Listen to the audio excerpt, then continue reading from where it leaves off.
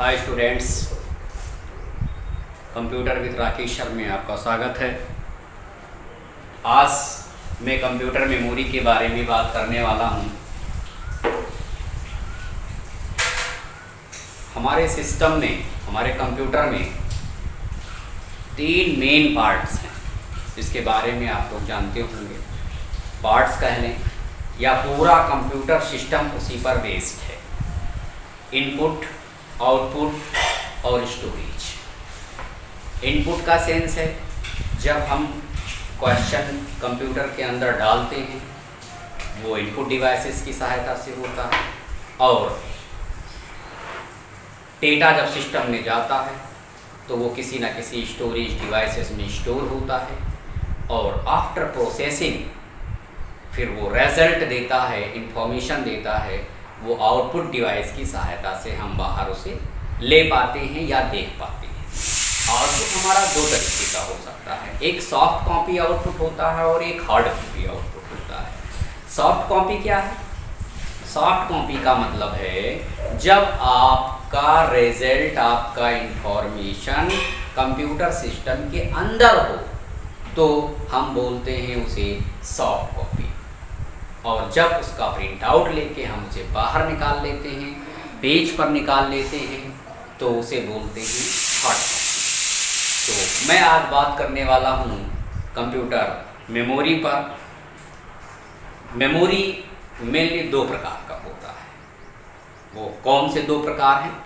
एक आपका primary memory, दूसरा आपका सेकेंडरी मेमोरी।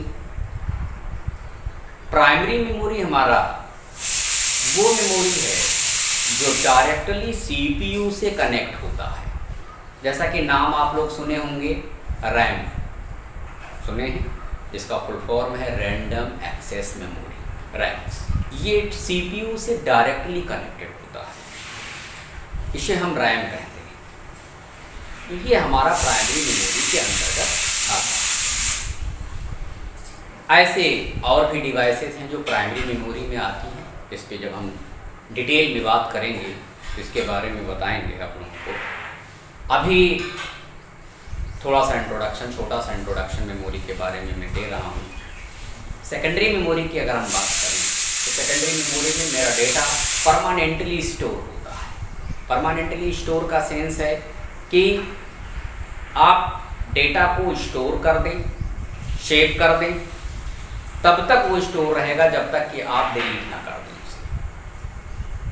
लेकिन अगर हम इसी की तुलना में अगर हम प्राइमरी में बात करें, रैम का ही एग्जाम्पल ले लें, तो रैम में हमारा डेटा तभी तक रह सकता है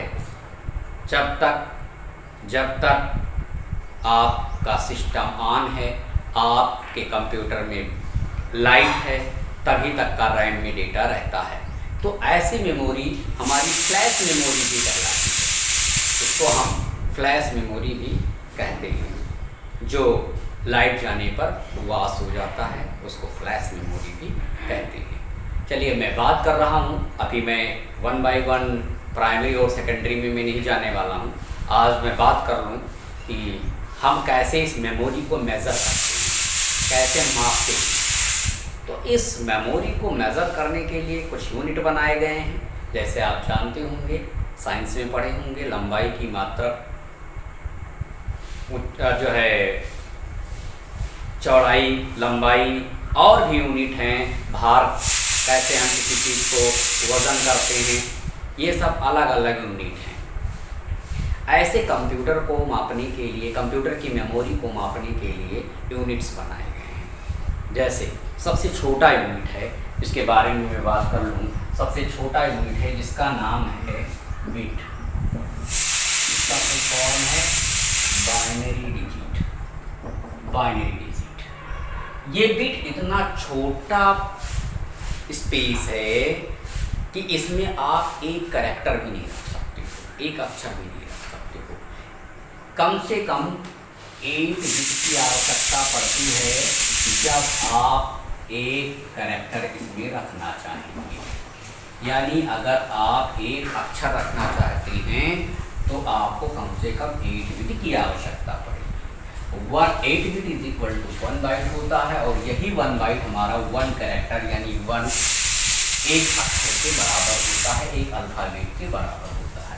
इसका मतलब ये हुआ कि अगर आपको किसी पेज में ए रखना है ए, तो कम से कम कितना बिट उसको स्पेस चाहिए, 8 बिट।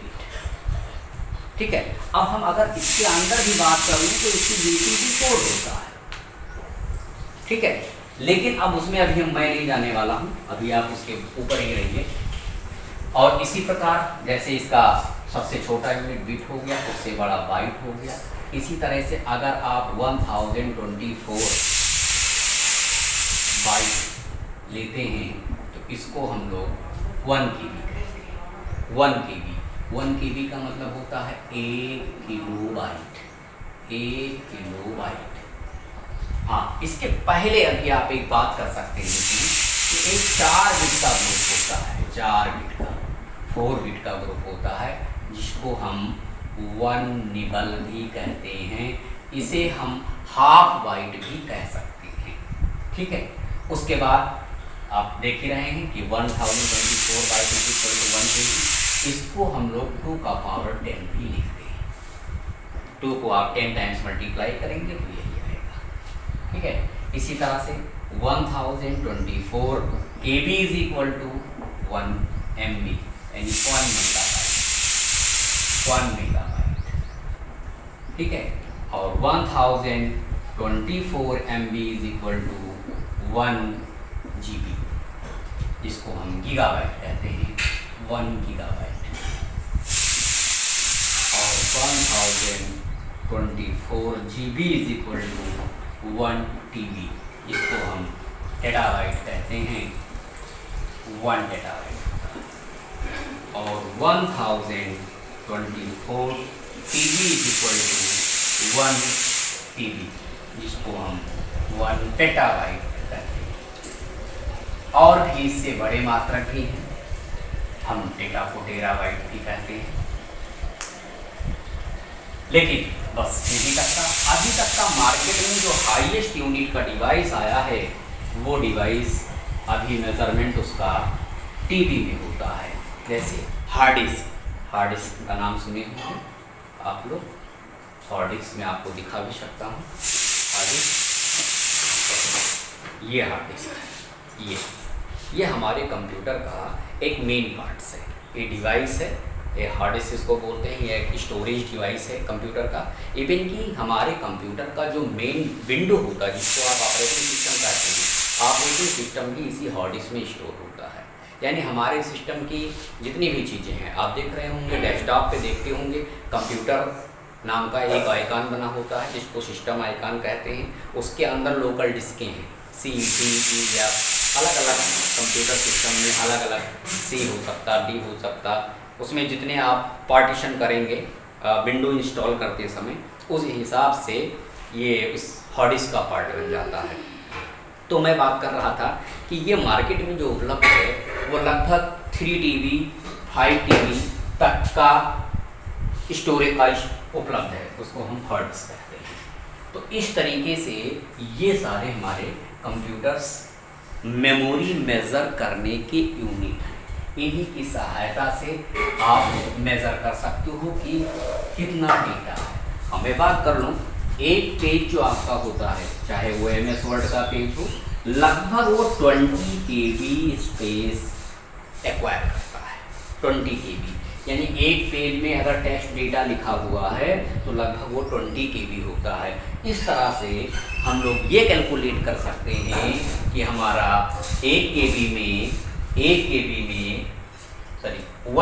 में कितनी पेजेस हमारे कंटेंट हो सकते हैं, टेक्स्ट मैटर हो सकता है। तो दोस्तों, इस तरह से आप देख रहे होंगे मेमोरी यूनिट। ये टॉपिक मैंने ऑपरेटिंग सिस्टम का डाला था, लेकिन मैं इसे हटा रहा हूँ। ये वास्तव में मेमोरी यूनिट पर आज बात हुई। आशा है आप लोगों को समझ आया होगा, और इसको एक बार आप लोग चाहें तो नोट कर लें, और फिर मिलते हैं अगले वीडियो में। बाय।